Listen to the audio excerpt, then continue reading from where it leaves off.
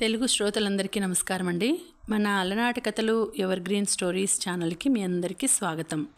అనగనగా ఒక రామం ధారావాహిక వింటున్నామండి. రచన శ్రీమతి విజయలక్ష్మి అవధానుల గారు. ఇక ఆలస్యం చేయకుండా మనం కథలోకి వెళ్ళిపోదామండి.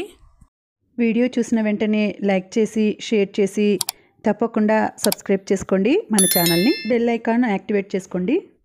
పిల్ల, ఇందాక నువ్వు అన్నావు చూడు, విశాఖ వెళ్ళాక అందరినీ పిలిచి పండుగలా చేసుకుందామని.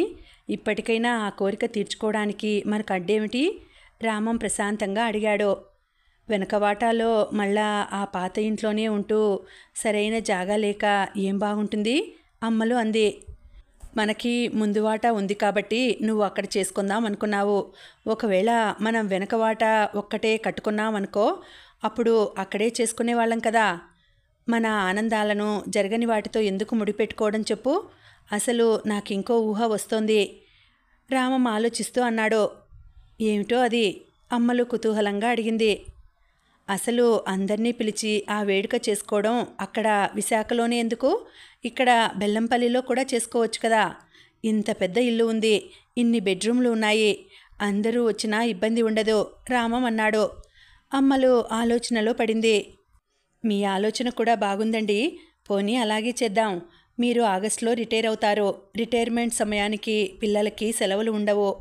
ఈసారి విజయ వేసవి సెలవులకి పిల్లలను దిగబెట్టడానికి వచ్చినప్పుడు జగన్నాథ్ను కూడా రమ్మందాం. రమేషు, కామేషు ఎప్పుడు కావాలంటే అప్పుడు వచ్చేయగలరు. నరేష్కి ఇప్పటి నుండే బ్యాంకుకి సెలవు పెట్టమని ఉత్తరం రాద్దాం. మిగతా వాళ్ళకి కూడా ఉత్తరాలు రాద్దాం. బహుశా అందరూ రాలేకపోయినా కొందరైనా వస్తారు. అమ్మలు మనసులో దిగులుపోయి ఉత్సాహంగా అంది. మరి ఉత్తరాలు రాసే పని నువ్వు చూసుకుంటావా? నేను రిటైర్ అయ్యే లోపున ఆఫీస్లో చేయవలసిన పనులు కొన్ని ఉన్నాయి. కొన్నాళ్ల పాటు బిజీగా ఉంటాను. ఓ, తప్పకుండా, అమ్మలు హుషారుగా అంది. పిల్ల, నేనొకటి చెప్పనా? చెప్పండి. మనం హోదా పెరిగినప్పుడల్లా పెద్ద ఇంట్లోకి మారుతూ వచ్చాం. ఇళ్ళు మారినప్పుడల్లా కొత్త కొత్త వస్తువులు, కొత్త ఫర్నిచరు కొంటూ వచ్చాం. మరి కొన్ని నెలల్లో మనం మన చిన్న గూటికి మళ్ళా వెళ్ళిపోతాం. ఇన్ని వస్తువులు మనకు అనవసరం. మనం విశాఖ వెళ్ళాక అక్కడ ఉంచుకోదలుచుకున్న వస్తువులు మాత్రం ఉంచుకొని మిగిలినవి అందరికీ ఇచ్చేద్దాం. మన పిల్లలకే కాదు, మనను నమ్ముకొని ఉన్న మన పని వాళ్ళకి, డ్రైవర్కి కూడా కొన్ని వస్తువులు ఇచ్చేయవచ్చు. ఏమంటావు? మీరు చెప్పింది నిజమేనండి. మనం మళ్ళా మన చిన్న ఇంటిలో తక్కువ సామాన్లతో హాయిగా ఉందాం.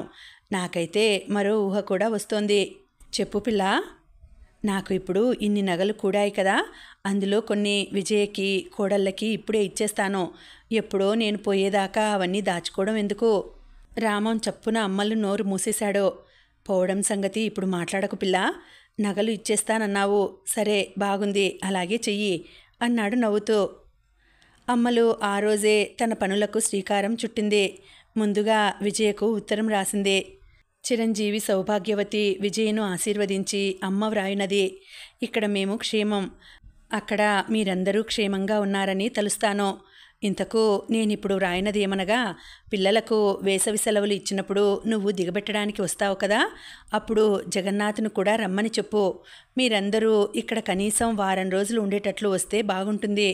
నాన్నగారు రిటైర్ అయ్యేలోపు ఒకసారి మన కుటుంబంలో అందరము కలుసుకొని సరదాగా గడిపితే బాగుంటుంది. నువ్వు, జగన్నాథ్ పిల్లలను తీసుకొని ఎప్పుడు వస్తారో రాస్తే నేను మిగిలిన వాళ్ళను కూడా ఆ సమయానికి రమ్మని రాస్తాను. అందువలన నీ ప్రయాణపు తేదీ గురించి వీలైనంత త్వరగా వ్రాయగలవు. ఇట్లు మీ అమ్మ. ఆ తరువాత తన అన్నదమ్ములకి, అక్క చెల్లెళ్లకు కూడా ఉత్తరాలు రాసింది. మీరందరూ వేసవి కాలంలో ఇక్కడ ఒక వారం రోజులు ఉండేటట్లు రావాలని. విజయ దగ్గర నుండి ఉత్తరం వచ్చాక తాను ఏ తేదీకి రావాలో రాస్తానని. వరహాల బాబుగారికి, చిట్టికి, అతని భార్యకు కూడా ఉత్తరాలు రాసింది. పెద్దమ్మడు గారు అంటే రామం అక్కగారు 1 ఏడాది క్రితం తన భర్త పోయిన తర్వాత తన కొడుకు దగ్గర ఉంటున్నారు. ఆవిడకు కూడా ఉత్తరం రాసింది. వేణు, రామం చెల్లెలు, చిన్నమ్మడు భర్త, ఏడాది క్రితమే ఉద్యోగంలోంచి రిటైర్ అయిపోయి అమెరికాలో స్థిరపడ్డ తమ కొడుకు దగ్గరకు వెళ్ళిపోయారు. వేణు అమెరికాకి వెళ్ళిపోయాక శాంతకు కూడా అమెరికాలో ఉద్యోగం రావడంతో వెళ్ళిపోయింది. వాళ్లకు ఈ ఇన్లాండ్ కవర్ మీద ఉత్తరం రాస్తే కుదరదు. వాళ్లకు వేరే ఎయిర్ మెయిల్ కవర్ మీద రాయాలి. ఈయన వచ్చాక ఈయనని రాయమనాలి. అయినా మరో దేశం నుండి వాళ్ళు వస్తారా అనుకుంది అమ్మలు. అందరికీ ఉత్తరాలు రాయడానికి 2 రోజులు పట్టింది. ఒక కొత్త పని మొదలెట్టడంతో అమ్మలు విశాఖలో ఇంటి గురించిన ఆలోచనలు మర్చిపోయింది. రామానికి కావలసినది కూడా అదే. ఏమండి, వచ్చిన వాళ్ళందరికీ బట్టలు పెడదాం, ఒకరోజు బెల్లంపల్లి వెళ్ళి కొందాం, తర్వాత అందరూ వచ్చినప్పుడు కొన్ని ఫోటోలు తీయించుకుందాం. బెల్లంపల్లిలో ఉన్న మంచి స్టూడియో వాళ్ళతో మాట్లాడండి, కనీసం 10-15 ఫోటోలు ఉంటే బాగుంటుంది. ఈ మధ్య కలర్ ఫోటోలు కూడా తీస్తున్నారు కదా, అవి కూడా కొన్ని తీయించుకుందాం. ఇంకా అంతమంది వచ్చినప్పుడు నువ్వు మిగతా ఆడవాళ్ళు వంటింట్లో మగ్గిపోవడం నాకు ఇష్టం లేదు పిల్ల. అందరూ ఉన్నప్పుడు వంట వాళ్ళను పెట్టుకుందాం. కానీ వంట సామాన్లు మాత్రం మనమే బజారుకెళ్ళి మంచివి ఎంచి కొనుక్కుందామండి, వంట వాళ్ళ మీద వదిలేయవద్దు. సరే, అలాగే చేద్దాం. నువ్వు ఒక పని చేయి పిల్ల, నువ్వు బోలెడు విషయాలు మనసులో అనేసుకుంటున్నావు కదా, అవన్నీ ఎక్కడైనా రాసుకుంటే ఆఖరి నిమిషంలో గుర్తొచ్చి మర్చిపోవడం ఉండదు. ఉండు, నువ్వు లిస్టులు రాసుకోవడానికి మంచి పుస్తకం ఇస్తాను అంటూ తన ఆఫీసు వస్తువుల మధ్య పెట్టిన ఒక డైరీ తెచ్చి అమ్మలకిచ్చాడు. అమ్మో, ఇంత మంచి డైరీ నాకెందుకండి, ఇంట్లో కాగితాలు ఉన్నాయిలేండి, ఇటువంటి డైరీలు ఇంకా ఉంటే వచ్చిన వాళ్ళకి తలొకటి ఇద్దాం, సరదా పడతారు అంది అమ్మలు. నీ ఉపాయం బాగుంది పిల్ల అన్నాడు రామం. ఆ రోజు నుండి ఇంటి పనులన్నీ అయిపోయాక అందరూ వచ్చినప్పుడు ఏమేమి చేయాలో ఏమేమి కొనాలో గుర్తొచ్చినప్పుడల్లా లిస్టు రాయడం అమ్మల పని అయిపోయింది. రామం కావాలనే ఆమె వ్యాపకంలో జోక్యం చేసుకోలేదు.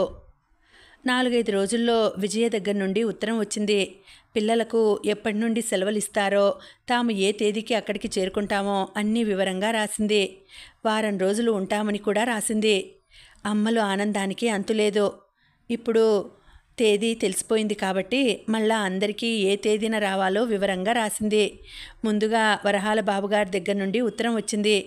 రిటైర్ అయ్యి ఖాళీగా కూర్చున్న వాడిని, తప్పక వస్తాను. వారం రోజులు కాదు, నెల రోజులు ఉండమన్నా ఉంటాను. నాకు కూడా కొన్నాళ్ళు అందరితో గడపాలని ఉంది అంటూ. చిట్టి దగ్గర నుండి కూడా ఉత్తరం వచ్చింది. చిట్టి కూడా ఇప్పుడు బాల్కోలో అంటే భారత్ అల్యూమినియం కంపెనీ లిమిటెడ్లో జనరల్ మేనేజర్గా ఉన్నాడు. మరి కొన్నాళ్లలో ఫైనాన్స్ డైరెక్టర్ అయిపోతాడు. వదినా, మేం తప్పక వస్తాం. నేను లెక్కల పద్దుల వాడిని, ఫైనాన్స్ పర్సన్ని కదా, కాస్త సంవత్సరాంత పనులు అవి ఉంటాయి. ఆడిటర్లు అన్న రాక్షసులు మమ్మల్ని చంపుకు తింటూ ఉంటారు. వాళ్ళను ఆలోపునే వదల్చుకొని తప్పక రావడానికి ప్రయత్నిస్తాను. ఒకవేళ వారం రోజులు ఉండడానికి కుదరకపోయినా 4 రోజుల కోసమైనా తప్పక వస్తాం అని రాశాడు. బిలాయిలో కొడుకు దగ్గర ఉన్న పెద్దమ్మడు గారి దగ్గర నుండి కూడా జవాబు వచ్చింది. తల్లి, నీ ఉత్తరం చూశాక నాకు అక్కడికి రావాలని మనసు కొట్టుకుపోయింది.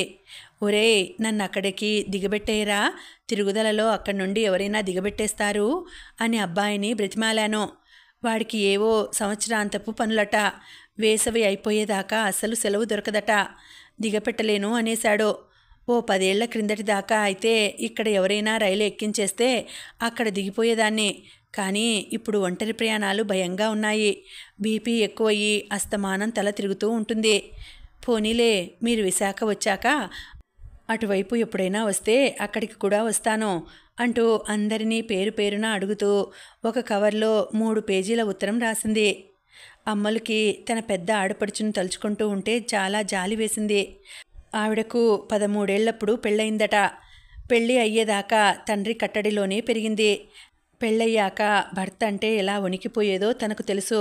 బొబ్బిలిలో ఉన్న 1 సంవత్సరంలోనూ తాను బాగా గమనించింది. ఇప్పుడు భర్త పోయాక కొడుకు ఎలా చెప్తే అలా చేయాలి. కొందరి జీవితాలు ఎందుకలా అవుతాయో అనుకుంటూ నిట్టూర్చింది అమ్మలు. అమ్మలు తమ్ముడు గోపాలం రామగుండంలోనే ఉంటాడు కాబట్టి రావడంలో సమస్య లేదు. ఒకవేళ నాకు సెలవు దొరక్కపోయినా నేను బెల్లంపల్లిలోనే ఉండి అక్కడి నుండి రోజు ఇక్కడ ఆఫీస్కి జీపులో వచ్చేయగలను. స్వరాజ్యం వారం రోజులు అక్కడే ఉంటుంది అని రాశాడు. ఇంకా మిగిలిన వాళ్ళందరూ తమకు వీలవదని విశాఖ వచ్చాక వస్తామని రాశారు. సురేష్, మల్లికార్జున్ ఇద్దరూ కూడా ఇప్పుడు రాలేమని, సార్ రిటైర్ అయినప్పుడు వస్తామని రాశారు. సురేష్ ఇప్పుడు సీనియర్ సర్వే ఆఫీసర్గాను, మల్లికార్జున్ అసిస్టెంట్ మేనేజర్గాను ఉన్నారు. ఏప్రిల్ 3వ వారంలో విజయ, జగన్నాథ్ పిల్లలను తీసుకుని వచ్చారు. వాళ్ళు వచ్చిన మర్నాడు రమేష్, కామేష్ కూడా వచ్చారు. ఆ తర్వాతి రోజు నరేష్ వచ్చాడు. ఇల్లంతా కలకల్లాడుతోంది. ఏమండి, ఇప్పటి నుండి వంట వాళ్ళు వద్దు, మిగతా వాళ్ళు కూడా వచ్చాక అప్పుడు పెట్టుకుందాం. ఈ 2 రోజులు మేము నలుగురం కబుర్లు చెప్పుకుంటూ వంట చేసేస్తాం అంది అమ్మలు. సరే అలాగే అన్నాడు రామం. బెల్లంపల్లికి వచ్చిన దగ్గర నుండి విజయ పిల్లలకి తోటలో తిరగటంతోనే సరిపోతోంది. బెల్లంపల్లిలో ఆ ఇంటికి 2 కాంపౌండ్లు ఉన్నాయి. లోపలి కాంపౌండ్ లోపల అంతా లాన్ వేసి పూల మొక్కలు ఉన్నాయి. వెలుపలి కాంపౌండ్కి లోపలి కాంపౌండ్కి మధ్య జాగాలో రకరకాల కూర మొక్కలు పాదులు ఉన్నాయి. పిల్లలు పొద్దున్నే లేచి గబగబా పళ్ళు తోమేసుకొని పాలు తాగేసి కూరల తోటలోకి వెళ్ళి తమకు ఇష్టమైన కూరలు ఒక బుట్టలోకి ఏరి తేవడం, అమ్మలు మిగతా వాళ్ళు వాటిని కొన్ని కూర చేసి కొన్ని పులుసులో వేసి కొన్నిటితో పచ్చడి చేసి గడుపుతున్నారు. బయట కూరలు కొనవలసిన అవసరం లేదు. ఆ రోజు సాయంత్రం రామం పెద్దవాళ్ళనందరినీ పిలిచి చెప్పాడు, రాత్రి పిల్లలు నిద్రపోయాక మనం కాసేపు మాట్లాడుకోవాలి. మళ్ళా రేపటి నుండి అందరూ రావడం మొదలెడతారు. అందరి మధ్య మాట్లాడడం కంటే ఇలా వేరుగా మాట్లాడుకుంటే బాగుంటుంది. అందువల్ల పిల్లలు నిద్రపోయాక అందరూ డ్రాయింగ్ రూమ్లోకి వచ్చేయండి అని చెప్పాడు రామం. అలా వేరుగా మాట్లాడవలసిన విషయాలు ఏముంటాయో అని విజయ వాళ్ళు అందరూ ఆశ్చర్యపోయారు. ఆ రాత్రి పిల్లలు నిద్రపోయాక అందరూ డ్రాయింగ్ రూమ్లో కూర్చున్నప్పుడు రామం అన్నాడు, చూడండరా, ఇంట్లో ఇప్పుడు బోల్డ్ సామాన్లు ఉన్నాయి. మేము రిటైర్ అయ్యి వెళ్ళిపోయే ముందు అక్కడ విశాఖలో అవసరమైన సామాను మాత్రం ఉంచుకొని మిగిలినవి అందరికీ ఇచ్చేద్దామని చూస్తున్నాము. 3 బెడ్రూముల్లోనూ 3 డబుల్ కాట్స్ ఉన్నాయి. 4వ బెడ్రూమ్లో మా పెళ్ళైన కొత్తలో కొన్న పట్టెడ మంచాలు ఉన్నాయి. బోల్డంత క్రోకరీ ఉంది. స్టీల్ సామాన్లు ఉన్నాయి. అమ్మ చీరలు ఉన్నాయి. నా సూట్లు ఉన్నాయి. ఇంకా చాలా సామాన్లు ఉన్నాయి. మీరు నలుగురు కూర్చొని ఆలోచించుకొని మీకు ఏ ఏ వస్తువులు కావాలో చెప్తే అవన్నీ మేము ఇక్కడి నుండి వెళ్ళిపోతున్నప్పుడు మీకు పంపించేస్తాం. ఇప్పుడే ఇచ్చేయవచ్చు, కానీ ఈ 6 నెలలు ఇంటికి బోల్డ్ మంది అతిథులు వచ్చే అవకాశం ఉంది. అందువల్ల మేము వెళ్ళిపోతున్నప్పుడే ఇచ్చేస్తాం అన్నాడు రామం. నాన్నగారు, మీకు ఏవి ఎవరికి ఇవ్వాలనిపిస్తే అవే ఇవ్వండి, మేమెంచుకోవడం ఎందుకు? విజయ అంది. అది కాదమ్మా, ఒక్కొక్కరికి ఒక్కొక్క వస్తువు నచ్చవచ్చు. నచ్చిన వస్తువులు ఇస్తే బాగుంటుంది కదా అన్నాడు రామం. పెద్ద పెద్ద వస్తువులన్నీ ఊరు వదిలేసినప్పుడు ఇచ్చినా ఇప్పుడు మీరు పెట్లో పెట్టి తీసుకెళ్ళగలిగిన వస్తువులు కొన్ని వస్తువులు ఇచ్చేస్తాం. ఉండండి, తీసుకొస్తాను అంటూ అమ్మలు ఇంట్లోకి నడిచింది. లోపల నుంచి ఒక చిన్న సూట్ కేస్ తెచ్చింది. సూట్ కేస్ తాళం తీసి ఒక నెక్లెసు, ఒక ఒంటిపేట గొలుసు, 2 జతల గాజులు తీసింది. ఈ 4 దాదాపు ఒకే ఖరీదైనవి. మీరు నలుగురు మీకు కావలసినవి తీసుకోండి. అత్తయ్యగారు, ఇవన్నీ ఇప్పుడే ఎందుకు ఇచ్చేస్తున్నారు? ఫర్నిచర్ లాంటి వస్తువులైతే అక్కడ ఇంట్లో పట్టవు అనుకోవచ్చు. ఈ నగలకేమైంది? విశాఖ వెళ్ళాక హాయిగా బ్యాంకు లాకర్లో పెట్టుకోవచ్చు కదా. రమేష్ భార్య ఉమా అంది. అలా బ్యాంకు లాకర్లో పడి ఉండడం కంటే చిన్నపిల్లలు మీరు పెట్టుకుంటేనే బాగుంటుంది. పెళ్ళిళ్ళు పేరెంటాలకు పెట్టుకోవడానికి నా దగ్గర ఇంకా నగలున్నాయి, అవి చాలు నవ్వుతూ అంది అమ్మలు. అమ్మా, ఈ నెక్లెస్ నాకు కావాలి. మన ఇంట్లో దొంగలు పడి బంగారం ఎత్తుకుపోయాక నాన్నగారు కొన్న మొట్టమొదటి నగ కదూ ఇది అంది విజయ. మిగతా వాళ్ళకు కూడా ఒకరికి గొలుసు, మిగతా ఇద్దరికి చెరో జత గాజులు ఇచ్చేసింది అమ్మలు.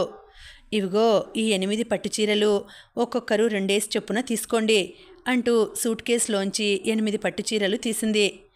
అమ్మా, నువ్వు ఇలా అంపకాలు పెట్టినట్లు ఇచ్చేస్తూ ఉంటే నాకు బాధగా ఉంది అంది విజయ కళ్ళు తుడుచుకుంటూ. పిచ్చిపిల్ల, బాధెందుకు? ఎప్పుడో పాతబడిన తర్వాత ఇవ్వడం కంటే కాస్త కొత్తగా ఉన్నప్పుడే ఇస్తే మీరు కూడా పెళ్ళిళ్ళకు పేరెంటాళ్లకు కట్టుకోగలరు అంది అమ్మలు నవ్వుతూ. విజయ, 3 కోడళ్ళు వాళ్లకు కావలసిన చీరలు ఎంచుకున్నారు.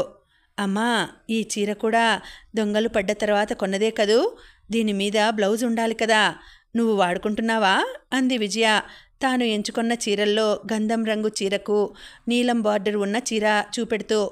లేదు తల్లి, నేను దానిని ఈ చీర మీదకే ఎప్పుడూ వాడతాను. మరి పాతకాలం పద్ధతిలో కుట్టిందని నీకివ్వలేదు అంది అమ్మలు. పర్వాలేదు, నాకు కావలసినట్లు సరిచేసుకుంటాను, అది కూడా ఇచ్చేయమ్మా అంది విజయ గారంగా. అమ్మలు నవ్వుతూ లోపలికెళ్ళి బీరువాలోంచి ఆ బ్లౌజు తీసుకొచ్చి ఇచ్చింది. అమ్మా, నీ దగ్గరున్న టీషర్ట్లలో అన్నింటికంటే పాతది, మీరు శాస్త్రీ కాలరీలో ఉన్నప్పుడు కొన్నారు కదా, అది కావాలి అంది విజయ. అమ్మో, అది కొని 25 ఏళ్ళకు పైనే అయింది. దాని తెలుపుదనం పోయి కాస్త జేగురు రంగు కూడా వచ్చేసింది. అదే కావాలా? అదే కావాలి. జేగురు రంగు వచ్చేసినా దాని హుందాతనం మిగిలిన వాటికి లేదు అంది విజయ. ఎవరికి ఏ ఏ వస్తువులు కావాలో నలుగురు చెప్తూ ఉంటే రామం ఒక కాగితం మీద లిస్టులా రాసుకున్నాడు. అమ్మా, నీ దగ్గర ఒక సందుగ పెట్టె ఉండేది కదా, మా చిన్నప్పుడు. అందులో నువ్వు నీ మంచి చీరలు నగలు పెట్టుకునేదానివి. అది ఇప్పుడు నీ దగ్గర ఉందా? ఉంటే అది నాకు కావాలి అంది విజయ. అది పిన్నికిచ్చేశాను తల్లి. ఎప్పుడో 10-12 ఏళ్ల క్రితం పిన్ని వాళ్ళు మన ఇంటికి వచ్చారు. అక్క, నీకిప్పుడు గాడ్రేజ్ బీరువా ఉంది కదా, ఆ సందుగ పెట్టెలో నువ్వు ఏమీ పెట్టుకోవడం లేదు కూడాను. నాకిచ్చేయవే అంది. నేనిచ్చేశాను. అయ్యో, ఆ సందుగ పెట్టె ఇచ్చేసావా? నేను మా పిల్లలకి ఆ సందుగ పెట్టె చూపెట్టి దాని కథ చెప్దామనుకున్నాను. అటువంటి పాత వస్తువులంటే పిల్లలకి ఎంత సరదానో అంది విజయ కాస్త బాధగా. వదినగారు, సందుగ పెట్టె అంటే ఏమిటండి? నేను కూడా పెళ్ళయి ఇక్కడికి వచ్చాక దాన్ని ఎప్పుడూ చూడలేదు అంది రమేష్ భార్య ఉమా కుతూహలంగా. మా అమ్మ దగ్గర ఒక చెక్క పెట్టె ఉండేది. దాదాపు 1 అడుగు ఎత్తు, 2 అడుగుల పొడుగు, 1 అడుగు వెడల్పు ఉండేది. నల్లగా నిగనిగలాడుతూ ఉండేది. దానికి మధ్యలో ఒక ఇత్తడి పువ్వు తాపడం చేసి ఉండేది. 4 మూలలా ఇత్తడి లతలు తాపడం చేసి ఉండేవి. పెట్టె పైభాగం ఒక సొరుగులా ఉండి పైకి తీస్తే వచ్చేది. ఆ సొరుగులాంటి భాగానికి చిన్న చిన్న అరలు ఉండేవి. కింద భాగంలో దాపుడు చీరలు, వెండి వస్తువులు పెట్టుకోవచ్చన్నమాట. పైభాగంలోని అరల్లో నగలు, గాజులు, కరెన్సీ నోట్లు పెట్టుకోవచ్చన్నమాట. పైనున్న డ్రాయర్ లాంటి అరకు ఒక తాళం, కింద పెట్టెకు మరొక తాళం, మొత్తం 2 తాళాలు ఉండేవి. విజయ వివరించింది. ఓ, సందుగ పెట్టె అంటే అలా ఉంటుందా? వింటుంటే భలేగా ఉంది వదినగారు అంది ఉమా. ఆ దాపుడు చీరలు కూడా ఏవో నాకు గుర్తే. ఒకటేమో మిరప్పండు రంగు అంచున్న అరిటాకు రంగు కంచిపట్టు చీర, మరొకటేమో జరీ బుటాలు జరీ అంచు ఉన్న గంధం రంగు ధర్మవరం పట్టుచీర, మరొకటి నెమలికంఠం రంగు జరీ బుటాలున్న వెంకటగిరి చీర. మా అమ్మకున్న నగలల్లా మెడలో వేసుకునే గొలుసు కాక మరొక మామిడి పిందెల నెక్లెసు, మరో జత బంగారు గాజులు, అంతే. అన్నట్లు నా కోసం చేయించిన జడగంటలు కూడా ఉండేవి. అవన్నీ పైనున్న చిన్న చిన్న అరల్లో పొందిగ్గా సర్ది ఉండేవి. కింద అరలో మా తాతగారు వాళ్ళు ఇచ్చిన వెండి సామాను, అంటే 2 వెండి కంచాలు, ఒక పన్నీరు బుడ్డి, ఒక గంధం గిన్నెతో పాటు 3 దాపుడు చీరలు చక్కగా చలవ చేసి పొందిగ్గా మడత పెట్టి ఉండేవి. పెట్టె తెరవగానే కర్పూరం వాసన గుప్పుమనేది. రోజువారీ ఖర్చులకి డబ్బులు బయటే ఒక ముంతలో ఉంచిన కరెన్సీ నోట్లు మాత్రం ఆ సందుగ పెట్టెలోని పై అరల్లో ఒక దాంట్లో అమ్మ పెడుతూ ఉండేది. ఆ పెట్టె తాళాలు 2 ఎప్పుడూ అమ్మ మెడలో గొలుసుకు ఉండేవి. ఎప్పుడో వారం రోజులకో 10 రోజులకో ఒకసారి అమ్మ ఆ పెట్టె తెరిచేది. పెట్టె తెరిచినప్పుడల్లా మేం పిల్లలం నలుగురం ఆ పెట్టె చుట్టూ మూగి ఆ కర్పూరం వాసన తనివి తీరా పీలుస్తూ అమ్మ వస్తువులను ఎలా బయటకు తీస్తుందో, మళ్ళా తాపీగా పొందిగ్గా ఎలా సర్ది పెడుతుందో చాలా ఆసక్తిగా చూసేవాళ్ళం. మిగిలిన ఏ సామాన్లు ముట్టుకొనిచ్చినా అమ్మ మమ్మల్ని ఆ సందుగ పెట్టె మాత్రం ముట్టుకొనిచ్చేది కాదు. విజయ చెప్పసాగింది. అరే, ఈ సందుగ పెట్టె గురించి ఇన్నాళ్ళు మాకు చెప్పలేదేం? వింటుంటే భలే సరదాగా ఉంది అంది కామేష్ భార్య లలిత. ఒకసారి ఏమైందో తెలుసా? విజయ మళ్ళా మొదలెట్టింది. చెప్పండి వదినగారు, ఏమైంది? నరేష్ భార్య వాణి కూర్చున్న కుర్చీలో ముందుకు జరుగుతూ అంది. విజయ మళ్ళా చెప్పడం మొదలెట్టింది. మా అమ్మమ్మ పోయినప్పుడు అందరం ఊరెళ్ళాం. పెళ్ళిళ్ళకు వెళ్తే అమ్మ ఆ సందుగ పెట్టె కూడా పట్టుకెళ్ళేది. కానీ ఈసారి సందర్భం అది కాదు కదా. అందుకే ఊరెళ్తున్నప్పుడు అమ్మ ఆ సందుగ పెట్టెను పట్టుకోలేదు. 12 రోజుల తర్వాత అందరం తిరిగి వచ్చాం. వీధి తలుపు తాళం తీసుకుని లోపలికి వెళ్ళగానే ఇంట్లో సామాన్లన్నీ చిందరవందరగా ఉన్నాయి. అమ్మ నాన్నగారు గబగబా పడక గదిలోకి నడిచారు. అక్కడ ఒక మూల ఉండవలసిన సందుగ పెట్టె కనపడలేదు. అమ్మ కళ్ళ నిండా అప్పటికే నీళ్లు నిండిపోయాయి. వీధి తలుపు బయట నుండి వేసిన తాళం వేసినట్టే ఉంది. అంటే ఎవడో దొంగ పెరటివైపు నుండి వచ్చాడన్నమాట. నాన్నగారు గబగబా పెరటివైపు నడిచారు. పెరటి తలుపు తీసి ఉంది. ఎవడో దొంగ పెరటివైపునున్న గోడ గెంతి పెరటివైపు నుండి వంటింట్లోకి ఉన్న తలుపు బద్దలు కొట్టి లోపలికి వచ్చేశాడన్నమాట. పెరటి గోడ అవతల అంతా పెద్ద మైదానం. అందుకే ఎవరికీ అలికిడి వినపడి ఉండదు. అమ్మ ఏడుస్తూ ఒక మూల కూలబడింది. నాన్నగారు పెరట్లో ఏమైనా గుర్తులు కనిపిస్తాయేమోనని వెతకడం మొదలెట్టారు. ఇంతలో పెరట్లోంచి నాన్నగారి కేక వినపడింది. పిల్లా, పిల్లా, ఇలారా త్వరగా అంటూ. మేము నలుగురు పిల్లలం అమ్మ పెరట్లోకి పరిగెత్తాం. పెరట్లోని తులసికోట ముందర నాన్నగారు నిలబడి ఉన్నారు. చూడు, తులసికోట వెనక ఏముందో అన్నారు నాన్నగారు నవ్వుతూ. అక్కడ తులసికోట వెనక ఉంది సందుగ పెట్టె. నాన్నగారు ఆ సందుగ పెట్టెని 2 చేతులతో పట్టుకొని ఇంట్లోకి తీసుకొచ్చారు. అమ్మ పెట్టె మూత తెరిచింది. చీరల మీదికి అమ్మ కట్టుకున్న 3 పట్టురవికెలు మాత్రం ఉన్నాయి. మిగిలినవన్నీ పోయాయి. ఎవడో దొంగ విధవ పెట్టె అయితే అందరూ గుర్తుపడతారని సామాన్లన్నీ ఒక సంచిలో వేసుకుపోయినట్లున్నాడు అన్నారు నాన్నగారు. పోన్లేండి, మా అమ్మ సారిగా ఇచ్చిన సందుగ పెట్టె మిగిలింది. నేను రోజు పూజ చేసే తులసమ్మ తల్లి నన్ను చల్లగా చూసింది అంది అప్పటికి కాస్త దుఃఖంలోంచి తేరుకున్న అమ్మ. నాన్నగారు తన ఆఫీసు సహోద్యోగులతో కలిసి పోలీస్ స్టేషన్కి వెళ్ళి ఫిర్యాదు ఇచ్చి వచ్చారు. నెలలు గడిచిపోయాయి. పోయిన వస్తువులు దొరకలేదు. ఖాళీ సందుగ పెట్టెలోకి 2 బంగారు వస్తువులు వచ్చి చేరాయి. అవి ఒక సన్నని బంగారు గొలుసు, మరొక బంగారు గాజు. అవి మా అమ్మమ్మ దగ్గర నుండి మా అమ్మకు వారసత్వంగా వచ్చినవన్నమాట. దొంగతనం దుఃఖంలోంచి అమ్మ బయటపడ్డాక నాన్నగారు అమ్మని ముళ్ళు పోయి కత్తి వచ్చే డామ్ డామ్ డామ్ అని హాస్యంగా ఏడిపిస్తూ ఉండేవారు. ఆ తర్వాత నాన్నగారికి ఉద్యోగంలో ప్రమోషన్ వచ్చి జీతం బాగా పెరిగింది.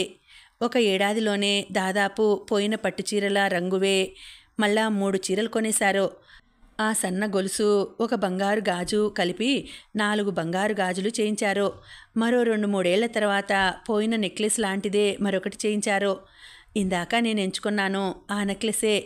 నేను ఎంచుకున్న గంధం రంగు చీర కూడా ఆ దొంగతనం తర్వాత కొన్నదే. అబ్బో, సందుగు పెట్టెకు అంత కథ ఉందా? ఉమా ఆశ్చర్యంగా అంది. చాలాసేపు అందరూ అమ్మల దగ్గర ఉండే పాత వస్తువుల గురించి మాట్లాడుకుంటూ కూర్చున్నారు. మర్నాడు తెల్లవారుజామునే వరహాల తాతగారు, చిట్టి భార్య లక్ష్మి వచ్చేశారు. వరహాల బాబుగారు బొబ్బిల్ నుండి, చిట్టి వాళ్ళు ఢిల్లీ నుండి బయలుదేరి ఇద్దరూ కాజీపేటలో కలుసుకొని అక్కడి నుండి ఒక ట్రైన్లో వచ్చారట. వీళ్ళు వచ్చేసరికి పెద్దవాళ్ళందరూ నిద్రలేచి వీళ్ళ కోసం ఎదురు చూస్తున్నా పిల్లలు అంటే రామం మనుమలు ఇంకా నిద్ర లేవలేదు. చిట్టి వస్తూనే హడావిడి మొదలెట్టేశాడు. తిన్నగా పిల్లలు పడుకున్న దగ్గరికి వెళ్ళిపోయి వాళ్ళను కుదిపి లేపుతూ, ఒరేయ్, ఇంకా పడకలేమిటి? లేవండి. నేను వస్తూ వీధిలో బోలెడు కూరగాయల మొక్కలు చూశాను. మీరు త్వరగా లేవకపోతే కూరలు ఎవరైనా దొంగలు ఎత్తుకుపోతారో అంటూ హడావిడి పెట్టేశాడు. అబ్బా, చిన్నపిల్లలు కదా, పడుకోనిద్దురు. అక్కయ్య, ఈయన అక్కడ ఢిల్లీలో కూడా నన్ను ఇలాగే హడావిడి పెట్టేశారు. 3 రోజుల క్రితం దాకా వెళ్తామో వెళ్ళమో చెప్పలేను అన్నారు. మొన్న మధ్యాహ్నం హడావిడిగా ఆఫీస్ నుండి వచ్చి నేను బెల్లంపల్లి వెళ్తున్నాను, నువ్వు కూడా వస్తానంటే 1 గంటలో బట్టలు సర్దుకొని బయలుదేరు. గంటలో నువ్వు తయారవ్వకపోతే నేను ఒక్కడనే వెళ్ళిపోతాను అని ఒకటే కంగారు పెట్టేశారు. చిరుకోపంగా అంది లక్ష్మి. అమ్మలు రామం నవ్వేశారు. వీడి హడావిడి నాకు తెలియదటమ్మా అన్నాడు రామం నవ్వుతూ. మీరందరూ కాళ్ళు చేతులు కడుక్కొని వస్తే అందరికీ కాఫీ ఇస్తాను. ఆ తర్వాత తాపీగా స్నానం చేశాక టిఫిన్ తినొచ్చు అంది అమ్మలు. అబ్బా, ఇప్పుడు కాళ్ళు చేతులు కడుక్కోవాలా? పోనీ కుడి చెయ్యి ఒకటే కడుక్కుంటే సరిపోదు? ఆ చేత్తోనే కదా కాఫీ గ్లాస్ పెట్టుకొని తాగుతాం. చిట్టి అమాయకంగా మొహం పెట్టి అన్నాడు. అందరూ పక్కున నవ్వారు. అందరూ కూర్చుని కాఫీలు తాగుతున్నప్పుడు నిన్న రాత్రి చేసిన పంపకాల గురించి రామం చెప్పాడు. ఏమిటి, అన్నీ పంచేశావా? చిట్టి గుండెలు బాదుకుంటూ అన్నాడు. చిట్టి గుండెలు బాదుకోవడం చూసి లక్ష్మి ముసిముసిగా నవ్వుకుంటూ చిరుకోపంగా చూసింది. చాలెదురు మీ ఓవర్ యాక్షన్ అంది కోపం నటిస్తూ. ఇది ఓవర్ యాక్షన్ కాదు, అండర్ యాక్షనే. విజయ, ఈ ఇంట్లో ఇన్ని గదులున్నాయి కదా, ఎక్కడైనా కోపగృహం ఉందా తల్లి? నేను వెళ్ళి కాసేపు ఆ కోపగృహంలో గడిపొస్తాను అన్నాడు చిట్టి లేచి నిలబడుతూ. విజయ వాళ్ళకి తమ చిన్నాన్నగారి ధోరణి తెలుసు కాబట్టి లోలోనే నవ్వుకున్నారు. కోడళ్ళు మాత్రం బిక్కమొహం వేసుకుని చూడ్డం మొదలెట్టారు. కోపగృహం లేదు చిట్టిబాబు గారు, కానీ ఆ మూలన ఒక గది ఉంది, అందులోకి ఎవరూ వెళ్ళరు అంటూ విజయ ఒక గది చూపించింది. ఏది, ఇవాల్టి పేపర్ వచ్చిందా ఆ కోపగృహంలో నాకు తోచకపోతే చదువుకుంటాను అంటూ అక్కడ టీపాయ్ మీద ఉన్న పేపర్ పట్టుకుని మూలనున్న తన సూట్ కేసు తీసుకుని విజయ్ చూపించిన గదిలోకి చకచకా నడిచాడు. గదిలోకి వెళ్ళబోయే ముందు ఒకసారి వెనక్కి తిరిగి, ఓ 5 నిమిషాల తర్వాత నన్ను ఎవరైనా బతిమాలడానికి రావచ్చు అన్నాడు. విజయ, రమేషు, కామేషు, నరేషు పడి పడి నవ్వారు. ఆ తర్వాత అందరూ ఆ గదిలోకి నడిచారు. అదేమిటి 5 నిమిషాల తర్వాత బతిమాలమన్నాను కదా, అప్పుడే వచ్చేశారా అన్నాడు చిట్టి ఆశ్చర్యం నటిస్తూ. నాయనా చిట్టి మహాశయ, నీకు కోపం ఎందుకు వచ్చిందో చెప్పరా నాయనా అన్నారు వరహాల బాబుగారు నవ్వుతూ. మరి అన్నయ్య అన్ని వస్తువులు అందరికీ పంచేశాను అన్నాడు కదా, మరి నాకేమిటంట? ఓ అదా సంగతి, ఇంకా వాళ్ళకి ఇచ్చేయలేదు, ఎంచుకోమన్నాను అంతే. నీకు ఏవి కావాలో నువ్వు కూడా ఎంచుకోవచ్చు రామం అన్నాడు నవ్వుతూ. మరేమో ఇందాక మనం కాఫీలు తాగుతున్న చోట ఒక వ్యాసపీఠం చూశాను, అది నాకు కావాలి అన్నాడు చిట్టి గారంగా గొంతు మార్చి దీర్ఘాలు తీస్తూ. అప్పుడే అక్కడికి వచ్చిన భారతి కంగారుగా చూసింది. ఆ వ్యాసపీఠం లేకపోతే రామానికి రోజు గడవదు. రోజు ఆ వ్యాసపీఠం మీదనే భగవద్గీత చదువుతూ దానికి తెలుగు అనువాదం ఆలోచించుకుంటూ ఉంటాడు. అలా ఆలోచించుకున్నవి భారతికి డిక్టేట్ చేస్తూ ఉంటాడు. అటువంటివి ఇక్కడ దొరకవు. ఎప్పుడో కొన్నేళ్ల క్రితం విశాఖపట్నం వెళ్ళినప్పుడు కొనుక్కొని తెచ్చుకున్నాడు. మంచి రోజ్వుడ్తో చేసినది అది. ఇప్పుడు అది ఈయనకు ఇచ్చేస్తే బాబాయ్ గారికి ఎలా అనుకుంది భారతి కంగారుగా. సరే తీసుకో అన్నాడు రామం నవ్వుతూ. ఇంకేమైనా కావాలా? ఇంకేమీ అక్కర్లేదు, అది చాలు. అది చూస్తూ ఉంటే నాకు మా అన్నయ్య ప్రశాంతమైన మొహం కనిపిస్తుంది. నాకు అంతకంటే ఇంకేం అక్కర్లేదు అన్నాడు చిట్టి. ఒక్కసారిగా వాతావరణం కాస్త గంభీరంగా మారిపోయింది. అన్నయ్య, మరి నేను నీకు వదినకు ఏవో మాకు తోచిన చిన్న కానుకలు తెచ్చాము, నువ్వు వద్దనకూడదు అన్నాడు ఇందాక గదిలోకి వస్తూ వెంట తీసుకొచ్చిన సూట్ కేసుని తన దగ్గరకు లాక్కుంటూ. నువ్విస్తానంటే మేమెందుకు వద్దంటాంరా రామం నవ్వుతూ ఆప్యాయంగా అన్నాడు. చిట్టి సూట్ కేస్ మూత తెరిచి అందులోంచి కొన్ని ప్యాకెట్లు తీశాడు. మొదటి ప్యాకెట్ విప్పుతుంటే గదంతా ఆహ్లాదంగా గంధం పరిమళం వ్యాపించింది. అందులో ఒక వ్యాసపీఠం ఉంది, గంధం చెక్కతో చేసినది. దానిమీద మంచి పనితనంతో చెక్కిన లతలు పువ్వులు ఉన్నాయి. మరో ప్యాకెట్ విప్పాడు. అందులో మంచి కాశ్మీర్ శాలువా ఉంది. ఈ లోపల లక్ష్మి మరొక ప్యాకెట్ విప్పింది. అందులో చింతపిక్క రంగు పెద్ద జరీ అంచున్న పాలమీగడ రంగు కాశ్మీరు పట్టుచీర ఉంది. లక్ష్మి పెట్లోంచి ఒక వెండి కుంకుమ భరిణ కూడా తీసింది. లక్ష్మి భరిణలోంచి కుంకుమ తీసి అమ్మలకి బొట్టు పెట్టి ఆ చీరతో పాటు కుంకుమ భరిణ అమ్మల చేతిలో పెట్టింది. చిట్టి తాను తెచ్చిన శాలువాను రామం భుజాల చుట్టూ కప్పి వ్యాసపీఠం చేతికి అందించాడు. ఇద్దరూ రామం అమ్మలు కాళ్ళకి దండం పెట్టారు. చూస్తున్న భారతి కళ్ళల్లో నీళ్లు నిండాయి. ఇంతకంటే నీకు ఇంకేం ఇవ్వలేకపోతున్నానన్నయ్యా అన్నాడు చిట్టి. ఒరేయ్, నువ్వు అలా గంభీరంగా మాట్లాడుతూ ఉంటే అదోలా ఉందిరా, మునుపటి చిట్టిలాగే అయిపో అన్నాడు రామం. అరే మర్చిపోయాను, నేను కోపగృహంలో ఉన్నాను కదూ, కోపగృహంలోకి ఇంతమంది వచ్చేయకూడదు, వెళ్ళండి వెళ్ళండి, నేను కాసేపు హాయిగా కోపంగా ఉంటాను అన్నాడు చిట్టి మొహం గంభీరంగా పెట్టి. అందరూ గొల్లున నవ్వారు. చిట్టి వాళ్ళు వచ్చిన గంట తర్వాత గోపాలం, స్వరాజ్యం వచ్చారు. చిట్టి పొలోమంటూ పిల్లలందరినీ తీసుకుని కూరగాయల తోటలో పడ్డాడు. వెనకే వరహాల బాబుగారు కూడా నడిచారు. అరే, ఇక్కడ కాకరపాదుకి ఎన్ని కాకరకాయలున్నాయో, మీరెప్పుడూ కాకరకాయలు కొయ్యరేమిట్రా అన్నాడు చిట్టి. కాకరకాయలా?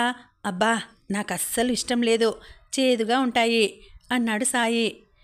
ఒరేయ్, ఇవాళ నేను చేస్తాను, కాకరకాయ కాయపాళంగా, నీకెందుకు నచ్చదో నేను చూస్తాను అన్నారు వరహాల బాబుగారు.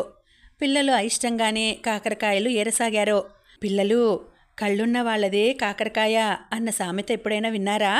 వరహాల బాబుగారు అడిగారు. అంటే ఏమిటి తాతగారు? కాకరకాయలు దాదాపు కాకర ఆకుల్లాగే ఉంటాయి. పందిరి నిండా కాకరకాయలు ఉన్నా అవి ఆకుల్లో కలిసిపోయి మనకు సరిగ్గా కనపడవు, జాగ్రత్తగా చూస్తేనే కనపడతాయి, అందువల్ల అలా అంటారన్నమాట వివరించారు వరహాల బాబు. ఓ అలాగా, ఆ తర్వాత అందరూ కలిసి లేత వంకాయలు, ఒక పొడుగైన లేత సొరకాయ, కొన్ని చిక్కుడుకాయలు అన్నీ ఒక బుట్ట నిండా కోసి తెచ్చి ఇంట్లో పెట్టారు. తల్లి, ఇవాళ కాకరకాయ పాళం కూర నేను చేస్తాను అన్నారు వరహాల బాబుగారు అమ్మలతో ఇంట్లోకి వస్తూనే. అయ్యో పెద్దవాళ్ళు మీరెందుకండి, ఇవాళ నుండి వంట వాళ్ళను పెట్టాము, వాళ్ళు వంట చేస్తారు, మీరు హాయిగా కూర్చుని మీ మునిమనుమలతో ఆడుకోండి అంది అమ్మలు. వంట వాళ్ళు వస్తారా? అయితే నేను దగ్గరుండి ఎలా చెయ్యాలో చెప్తూ చేయించుతాను అన్నారు వరహాల బాబు. అందరూ టిఫిన్లు తిన్నాక గోపాలం, అక్కా బావా మీరిద్దరూ వచ్చి ఇలా పక్కపక్కన కూర్చుంటారా, చిన్న పనుంది అన్నాడు. ఇప్పుడేం పనిరా అంటూ అమ్మలు వెళ్ళి సోఫాలో కూర్చొని రామంని కూడా పిలిచింది.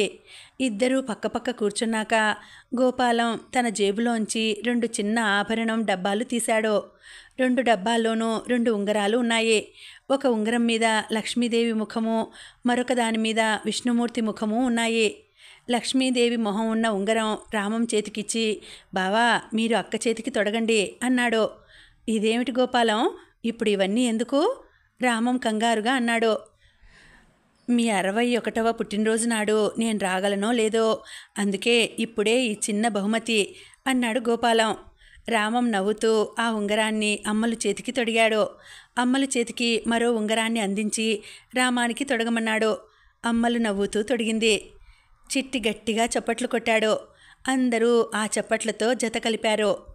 ఆ రోజు పొద్దునల్లా వరహాల బాబుగారు వంటింట్లో వంట వాళ్ళ దగ్గర కూర్చుని వాళ్ళ చేత కాకరకాయలపై తొక్కు పైపైన తీయించి ఉప్పు పసుపు రాసి కొంచెంసేపు ఉంచి రసం పిండేసి మధ్యలో ఘాట్లు పెట్టించి అందులో నువ్వుల పప్పు, ధనియాలు, బెల్లం, ఉప్పు, చింతపండు కలిపి దంచిన ముద్దను కూరించి వాటికి దారాలు కట్టి నూనెలో ఎర్రగా వేయించేటట్లు చూశారు. ఎప్పుడూ కాకరకాయ ముట్టుకొని చిన్నపిల్లలు కూడా అయితే కాకరకాయ కూర కూడా బాగుంటుందన్నమాట అంటూ లొట్టలు వేసుకుంటూ తినేశారు. మధ్యాహ్నం భోజనాలయ్యాక చిట్టి మనుమలు నలుగురిని, అంటే విజయ పిల్లలు 2, రమేష్ కొడుకు, కామేష్ కూతురు. రమేష్ కూతురు ఇంకా 1 ఏడాది పిల్ల. మిగిలిన 3 అప్పటికింకా పుట్టలేదు. నలుగురిని వరహాల బాబుగారిని తీసుకొని ఒక గదిలోకి వెళ్ళిపోయి తలుపేసుకున్నాడు. మాకు కొంచెం అర్జెంటు పనులున్నాయి, మమ్మల్ని ఒక 2 గంటలు ఎవరూ పిలవకండి అన్నాడు. ఏమిటో ఎక్కడికెళ్ళినా ఈయనకి హడావిడే, ఒక్క నిమిషం స్థిమితంగా కూర్చోరు కదా అంది లక్ష్మి. చిట్టిబాబు గారు మేము రావచ్చా? రమేష్ అడిగాడు తలుపు దగ్గరికెళ్ళి. అమ్మో ఇది రహస్యం, మీరెవరూ రాకూడదు అంటూ లోపల నుండి జవాబిచ్చాడు చిట్టి. ఏమిటి చెప్పమా ఆ రహస్యం అనుకున్నారు విజయ, రమేషు. ఇంకా ఉందండి. వచ్చే భాగం ముగింపు ఎలా ఉంటుందో వచ్చే వీడియోలో తెలుసుకుందామండి. అంతవరకు సెలవు. నమస్తే.